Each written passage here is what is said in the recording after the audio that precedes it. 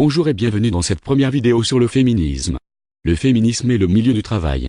Commençons par la base. Le féminisme, c'est quoi le féminisme? C'est un ensemble de mouvements d'idées politiques, philosophiques et sociales, qui partagent un but commun, définir, promouvoir et atteindre l'égalité politique, économique, culturelle, personnelle, sociale et juridique entre les femmes et les hommes.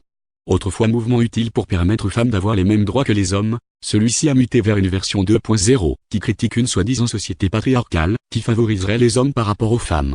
Cette nouvelle version du mouvement, veut-elle réellement promouvoir l'égalité entre les femmes et les hommes dans le cas du milieu du travail? Leur critique principale est qu'il y a une importante différence de salaire entre hommes et femmes, et que les positions de pouvoir sont exclusivement réservées aux hommes. Nous verrons tout au long des différentes vidéos de cette série, que le mouvement était perverti pour réclamer encore plus d'avantages et prendre l'ascendant sur les hommes, qui se retrouvent poussés vers le bas. Inégalité de salaire. La loi impose qu'à travail égal, il doit y avoir un salaire égal. D'après les féministes, il existerait une différence de revenus entre les hommes et les femmes. Cette différence de salaire serait de 23%, mais ce chiffre varie en fonction des études des pays.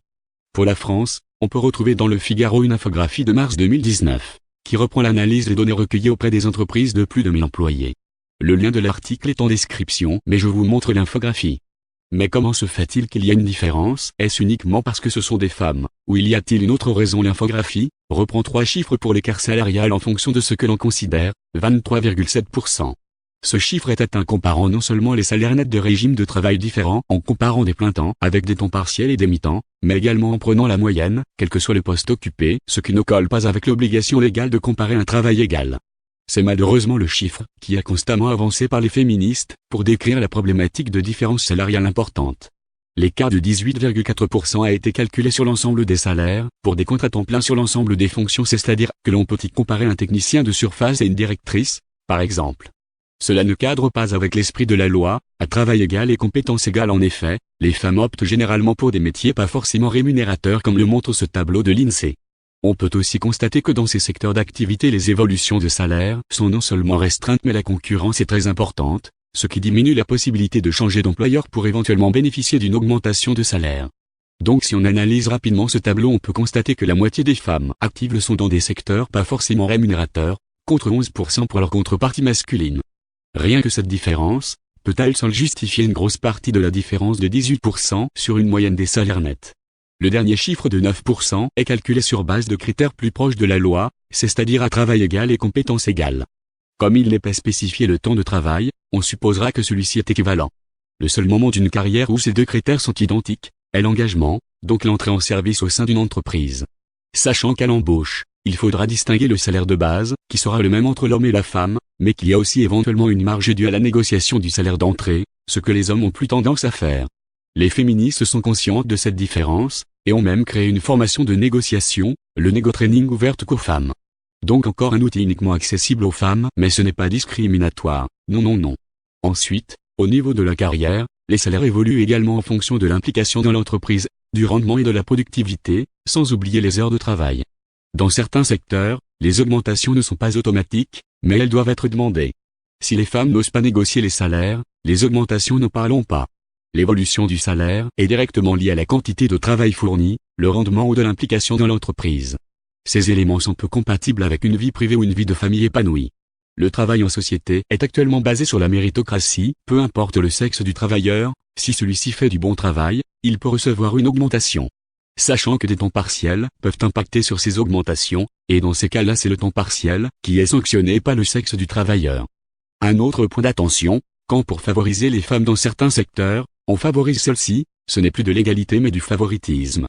Par exemple, si pour une même copie la femme reçoit plus de points que sa contrepartie masculine, elle est favorisée. Seulement ceci peut se retourner contre vous mesdames, imaginons que pour un même diplôme vous soyez favorisé, que cela devient un fait reconnu, comment réagirait un recruteur neutre s'il avait le choix entre un homme et une femme qui ont les mêmes points? Si la femme a été favorisée lors des études, cela signifie que celle-ci est moins performante que son équivalent masculin, car celui-ci n'a pas été favorisé pendant ses études. Mais avec les nouvelles lois, pour éviter une discrimination, il prendra quand même la femme, ce qui n'est pas logique. Un autre point important dans leurs revendications au travail est l'absence de femmes dans les fonctions importantes des sociétés. Parce que les hommes ne veulent pas être dirigés littéralement par une femme. Pour résoudre ce problème, les féministes veulent imposer un système de quotas, en gros de la discrimination positive, pour forcer la parité, comme dans certains gouvernements. Nous noterons que les féministes ne veulent l'égalité que pour les positions de pouvoir et non pas pour tous les niveaux de position comme pour les métiers dangereux ou très pénibles. L'accès aux positions de pouvoir n'est pas une chose facile, elle est le résultat d'une lutte importante et d'un sacrifice familial. La course est ouverte à tous et les places sont limitées. Dire qu'il y a une discrimination est-elle justifiée pour moi? Non, car la plupart des femmes désirent s'occuper de leur famille, de leurs enfants. Les autres font un choix de ne pas en avoir ou de ne pas s'occuper d'eux, et se consacrent comme les hommes à leur carrière et rentrent dans la compétition pour progresser sur l'échelle des responsabilités.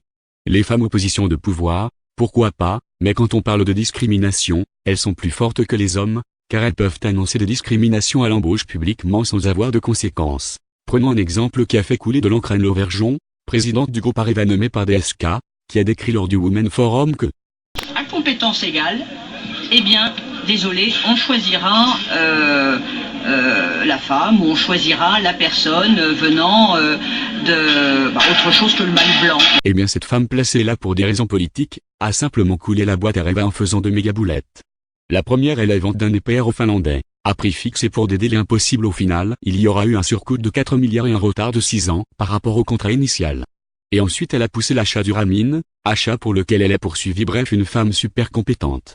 Je n'ai rien contre les femmes, dans des positions élevées, sachant que le nombre de places est très limité et la compétition est rude et peut demander de gros sacrifices au niveau de la famille. N'oublions pas les femmes politiques comme Angela Merkel, ou encore Theresa May, qui ont démontré que leur accession à des positions de pouvoir était possible et indépendante de quotas discriminatoires. Conclusion: il est très difficile de juger l'équivalence salariale, car dans une entreprise on trouvera difficilement de travail égal et de profils complètement équivalents, expérience, productivité, compétences, ce qui biaise toutes les comparaisons. Sans oublier le temps de travail presté, certains hommes compensent la perte de revenus du ménage, parce que madame a un temps partiel. Que ce soit pour l'égalité des salaires ou l'accès à des fonctions dirigeantes, les femmes accusent les hommes et les employeurs de discrimination alors que la différence réside principalement dans la résultante de choix personnels, comme avoir une famille et en profiter, de favoriser l'éducation de ses enfants plutôt que de les laisser à la crèche ou à la garderie ou encore aller assister à une représentation de son enfant, plutôt qu'aller en réunion ou en déplacement professionnel. Mais cela est vrai pour les hommes ou les femmes, qui favorisent la vie de famille au détriment de leur carrière professionnelle. Plutôt que de demander de calculer un index sur base de critères partiels et partials, le gouvernement ferait mieux de commander une grille de référence des salaires par secteur, en corrélant les fonctions avec l'expérience, ce qui donnerait une idée à tous, hommes et femmes, où ils se situent par rapport à leur situation. Sachant que des écarts seront encore possibles. Mais cela sera une bonne base pour ouvrir une négociation avec son employeur lors des prochaines réunions de discussion salariale. Voilà qui conclut cet épisode, dans lequel on montre que les féministes actuelles se basent sur des chiffres biaisés pour instaurer l'idée chez les femmes qu'elles sont sous-payées, et réclamer des avantages au détriment des autres comme d'habitude. Si cela vous a plu, n'hésitez pas à souscrire, commenter, mettre un pouce haut et de partager.